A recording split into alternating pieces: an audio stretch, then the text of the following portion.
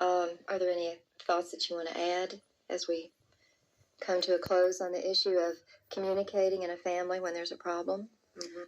Well, you said something a minute ago about forgiveness. It's not a topic that we have explored in depth, but I have some very interesting thought subject that I have gotten courtesy Stephen Mitchell, a very brilliant author who wrote a book called The Gospel According to Jesus. He's a neat man.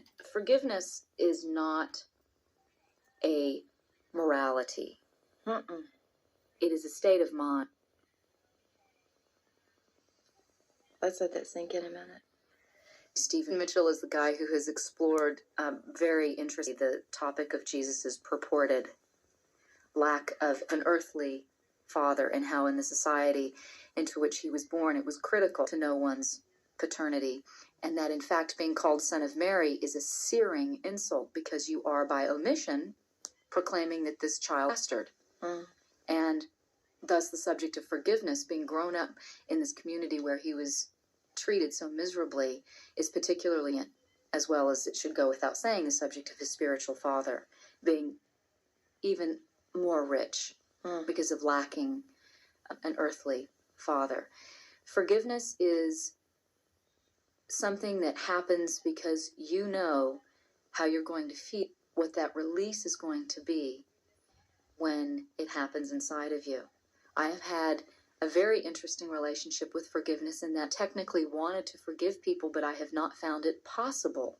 It's not something that you just declare. And in fact, I'm writing a movie, and it's about these sisters, and one of them says to the other in 100 different ways, "It's not your fault. It's okay. I would trade places with you." All of these things. She never says, "I love you." And when she gets to the place that she does actually say that, and she feels those feelings, the seal is broken between them. Joy, sweet release is something that I value sometimes greater than anything that I experience. And you can teach people about God, you can give them theology, but to experience God is my greatest goal. And forgiveness is really a word that a lot of families don't embrace because we are so caught up in the of what they did that we don't think of that forgiveness. Because one thing about forgiveness that we have all misunderstood, that you forget what they did. I mean, there's no way to forget something.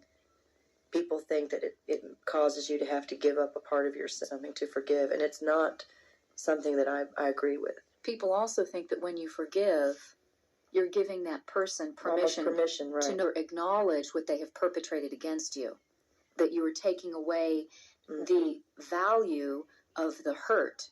You're not doing that. There's Manasseh, spiritual forgetfulness, which is in Genesis, when all of these things have happened to Joseph and they're wrought against him by his own brothers. He had to sit in the pit while they're discussing, should we kill him? You know what?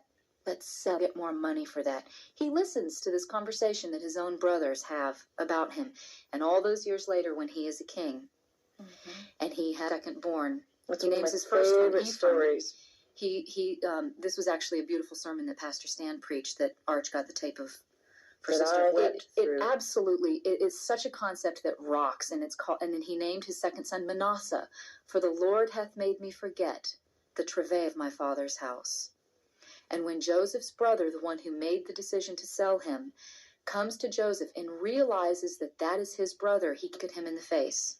And Joseph puts his hand under his chin and tilts his face up to his own and says, "The Lord hath made me forget the travail of my father's house." You drain the venom out of the wound, but you don't forget. It takes the sting away, but it doesn't cause you to forget. No. And tape number 5 about healing and health, about how toxic on a physical level anger is, and the lack of forgiveness is. It manifests, we know that the body has memory. There's a cellular memory, and that anger can kill you. It can lead to serious disease, and it can literally kill you. One of the primary indicators for heart disease is anger. So we're encouraging you to understand that, first of all, forgiveness is good for you. It's not something you do for someone else. It's something you do self. Forgiveness is a gift that you give yourself. Being able to forgive someone is not morality. It's not an action. It is a state of mind. It is a state of being. And, of course, forgiveness is one of the cornerstones of faith. Forgiveness, I mean, that's the Christ died on the cross to forgive us.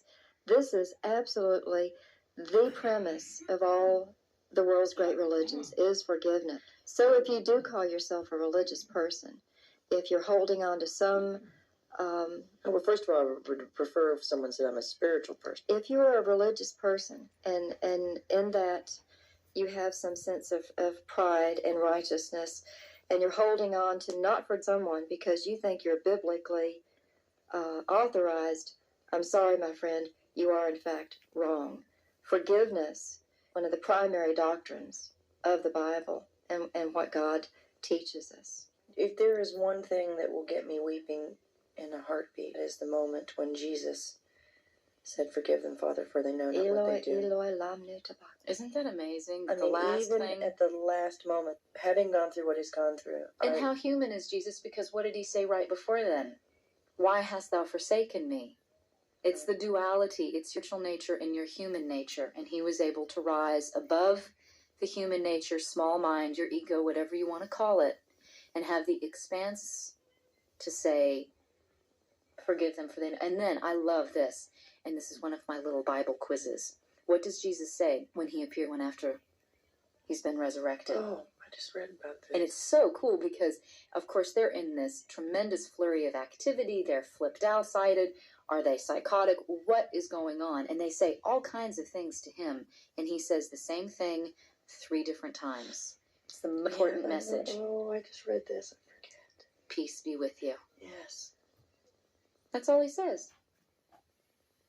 That is the Lord's greeting to us. Pretty heavy. Peace be with you. So many people out there are coming out of family of origin.